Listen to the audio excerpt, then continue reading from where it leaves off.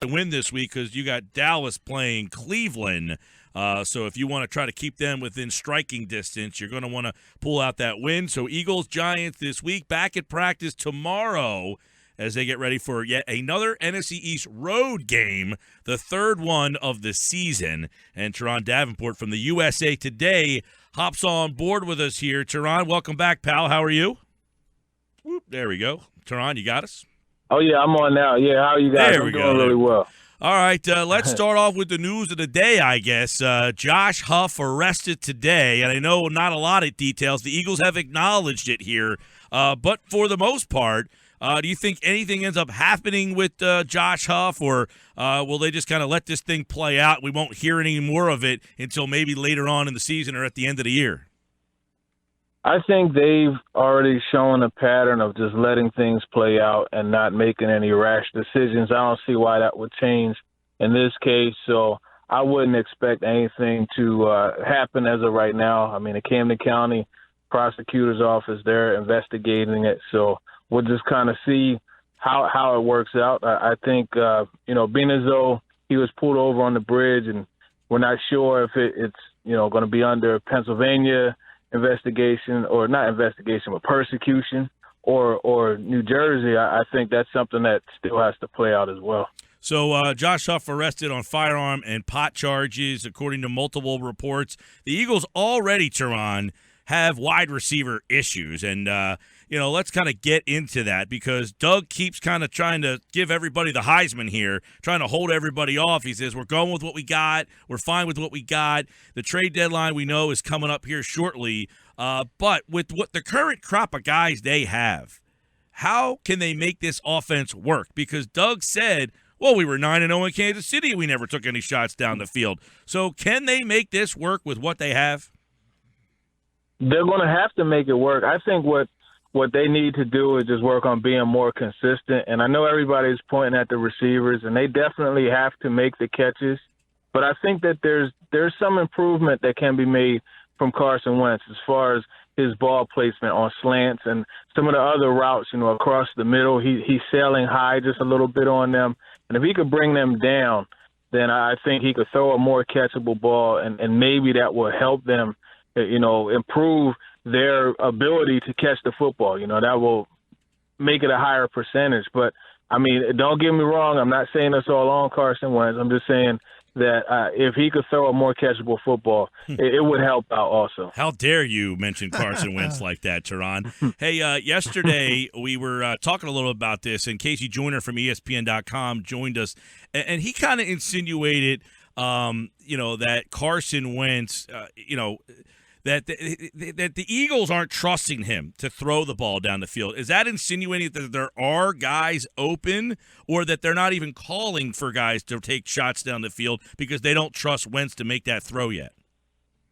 I don't think that that's the case at all. I mean, there are guys who will occasionally get open, and his read may not take him there. But at the same time, let's not forget that it was just a couple weeks ago he had the green light to throw the ball deep to Nelson Aguilar. Obviously, it was intercepted, but, I mean, in that situation against the Lions, he had the green light. So why would you just all of a sudden turn it off? And then that being said, one of the things that Doug Peterson said he liked so much about Carson Wentz was his gunslinger mentality. So why would you harness something that you like a lot about one of your players? It doesn't make sense to me. You're right, Turron, with that gunslinger mentality. That's been the narrative with Carson Wentz. But if you look at the numbers, he hasn't thrown the football down the field the last two games. I think he's the only quarterback in the NFL, hasn't completed a pass that's traveled over 20 yards in that span. We've seen, especially you were in Arlington, you saw the drop in the red zone with Nelson Aguilar, his frustration after the game. What does Doug do if Howie Roseman can't get a Torrey Smith in here at the deadline, or is this what we're stuck with, this offense, for the entire season? Well, I mean, the whole thing with the drops and the thing with catching the football is, and let me be clear. I understand the frustration that Aguilar had, and when he was making the comments, and yeah, they may have been a little he may have been a little harsh in how he was saying it, but that is the mindset that you have to have. You have to be able to look past the drops, because if you're out there running routes and the ball is coming to you and you're thinking about dropping the football, you're going to drop it. So you have to keep it in your focus on just simply catching the football. You can't tell yourself, okay, I have to catch this. You have to just allow it to happen. So that being said, Doug Peterson, allow the guys to just continue to play football. It's not something that you harp on, and you have to just let them play through it. I mean, obviously there's carryover from last year, but at the same time, you have to keep it in perspective and just keep going out there running your routes, keep going out there practicing catching the football, that's what they're doing after practice. So, I mean, there's not really much that Doug Peterson could do at this point. It's just something that they have to just focus on. I know with Jordan Matthews, there were a few times where it was just a fundamental thing. The first game, he tried to run before he caught it. Last week, it was hand placement, whereas he didn't have his hands positioned correctly to catch the football on that corner route. And those are fundamental things that you could fix. Those are things that you could teach. But for the most part, these drops, even like with Aguilar, it was just, he just didn't look it into the tuck. He didn't secure it. It happens. But if you look later in the game, he caught some of all of the passes that came his way. So, the ability is there. They just have to let the game come to them. That's true, Turron, and you have obviously experience playing the wide receiver position in college. When you look at a team, though, and this is through two different regimes, consistently dropping the football. We're at 16 drops through the NFL season. That's top 5, bottom 5 in the league, however you want to look at it. Is this, and you mentioned the fundamental aspect of it, is it just sort of water passing through the dam? They sort of pile up. Is it just a concentration issue? Can we trace it to something, or just say, hey, this group isn't all that good? I think it's a case-by-case thing. I think this group has ability. It's no secret. I'm very high on Nelson Aguilar. I believe that Jordan Matthews is a solid possession guy. Duro Green Beckham is someone I think can be an option a lot on the in-breaking routes. And it's just a case-by-case thing. But I tell you the thing that's really funny to me is everyone is clamoring for acquiring Torrey Smith. Well, guess what Torrey Smith did his first 2 years? He struggled to catch the football. So, it's just funny how one thing is okay for one person, but it's not for the other. And like I said, it's just something that you have to work through. He is a consistent catcher of the football now, but initially there were some issues, and I remember that when he first came to the league. So guys could work through it. Turron, let's take a step away from the wideouts for a second and talk tight ends. Should we give up on thinking that Zach Ertz will be more involved in this offense? Man, that's a good question. He got 4 targets, which was, I think, a season high. I think it tied for the season high from the first game of the season. But it's just I wouldn't give up on it, because I think as time goes on, that tight end position becomes the quarterback's best friend. And it's just a matter of these guys continuing to work on their chemistry. Remember, he was out a couple games, so that it definitely has something to do with it. I just think that, he's someone that has all the ability. Doug Peterson said that he is calling some plays where his number's being called. Ironically, Zach Ertz said his number wasn't being called. So somewhere there's some type of disconnect, but I think the dots are going to line up at some point, and he is going to become a major factor on this offense. Well, Turron, if the wide receivers are struggling, as John mentioned, and the tight ends aren't really in the game plan, as Pete kind of hinted at, can you rely on a 33-year-old Darren Sproles to touch the ball? 80% of the time he was on the field, 80% of the snaps the other night, 62-8, I think he outsnapped Matthews. How does this offense exist with the 33-year-old running back basically being your best weapon? Well, I think Sproles is probably their most explosive option. And, yeah, he's 33, but, he's one of those guys that Father Time has been kind to, because he continues to have the explosiveness that he's had throughout his career. So I don't think it's a major issue having him as your feature, not your feature guy, but having him as your best option. You just have to package it right and mix in guys like a Wendell Smallwood, a Kenjon Barner. I would expect this week, after what happened last week with Smallwood, I would expect to see a more consistent mix of Barner and Sproles. But I will say this about Smallwood. Kelsey got beat on that play, and that D tackle was able to get in there rather quickly and surprise Smallwood and poke it out. So that fumble wasn't all on Wendell Smallwood. But either way, you have to secure the football. So I think Sproles is definitely a solid option for them. And make no mistake about it, he's their best weapon on offense. Well, since you brought Wendell Smallwood up, can they get more from him, and is he being used the right way? Yes and no. I definitely think they could get more from him. Remember, John, back in training camp, all Peterson and even OTAs, all Peterson was talking about was his ability to catch the football, his receiving skills, how they were natural. And he just was ranting and raving about it, but we haven't seen this man run a route out of the backfield. So they could get more from him. I don't think that they're using him enough. I think that he deserves more and more carries because he's someone that I feel is their best runner as far as banging it inside the tackles. So I think that he should get carries. And obviously we had the fumble that we saw against the Cowboys, but I think that he's someone that as he continues to get carries as the game goes on, he's someone that will become more effective. And we saw that when he had 79 yards rushing 3 weeks ago. So you just got to go to him, give that man a chance. I think that he could do a lot for you. Turron, Davenport, USA Today's Eagles Wire, does a great job covering the Birds. Turron, you mentioned the head coach, so let's delve into that. And Jason Kelsey's culpability on that fumble, which I certainly agree with. You also saw Jason Kelsey failure to get out on Sean Lee on that big third down play where Darren Sproles lost, I think, 6 yards. And as the head coach, Jason Kelsey's banged up. He's dealing with that painful case of plantar fasciitis. He limped off the field earlier. How do you grade Doug's performance in Arlington? Because a lot of people had issues with it.